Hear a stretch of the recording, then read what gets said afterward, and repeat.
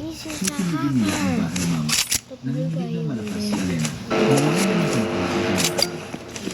Hindi ito pagnanakaw ang buong pagkakala. Ito ay isang pagtatangkang pagpatay. kasi sa Hindi lang sila gustong paalisin ni Jericho sa bahay. Gusto niyang makaisin sa ayun. susunod. Ay, Ang halik sa okay, nila ay ayun na isang sa alin ng sa isang camera. perfectong hari. Look, look, he's flying! Sakto sa sandaling iyon, Flying! ang telepono sa bulsa niya. Like that's Hindi hanggang ito flying. ng mga Wala ako. Pating!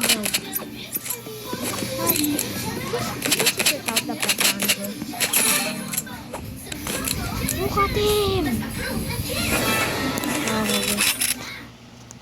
Turn no expiry rewards points into lifelong cash. Get leveled up everyday perks.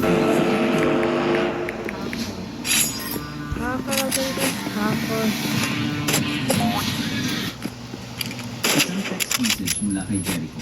Naramdaman niya na nipit ang kanyang dibdib ng buksan niya ito. Maikli lang ang mensahe. Kakapagpulang ako. Sana hindi na ang pag-ibig. Mahal na mahal ko kayo. Tinakpan ko na nipit ang kanyang bibig. Isang alon ng pagbubuan ang ginawit sa kanya. Ang alon ng binuksan ang kanyang negosyo at sumuka sa malamig na simento. Ang asang at masakit na lasa. Let's go! Bigil din. Sumandal siya sa pinto ng kotse umuubo habang walang laman ng sikmura Like habang ang buong driver. katawan ay nanginginig hindi na dahil sa lamig kundi dahil sa kanya na pagkabigla na sumisira sa kanya. Let's go. Sa harap niya ang bagay kung saan niya pinala si Sinigay ang bagay. Yung naglalaman ng lahat ng kanyang alaala ay nilalang ng apoy. Skill no. Isang haligi ng itim na usok Wait, ang hacker pinataas left patungo one. sa kalansan ng amoy ng gasolina at mga nasusunog na gamit. Sumabog ang bintana ng kwarto ni Miguel at dinilhan ng apoy sa harapan ng bahay. Isa itong impyerno. Yes, boss.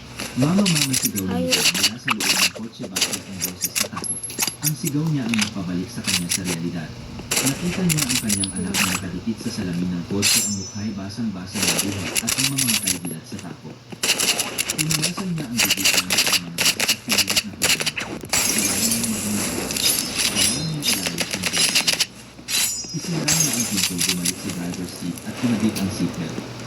Gamit ang nanginginig pa rin mga kamay, sumulyak siya sa Roy, huling saya pagkakataon sa katan. apoy. Doon nasusunog ang mga litrato ni Miguel noong sanggol pa ang mga alaala mula sa kanyang ina. Ang espesyal na panyo na regalo nito sa kanya ang buhay ng buhay.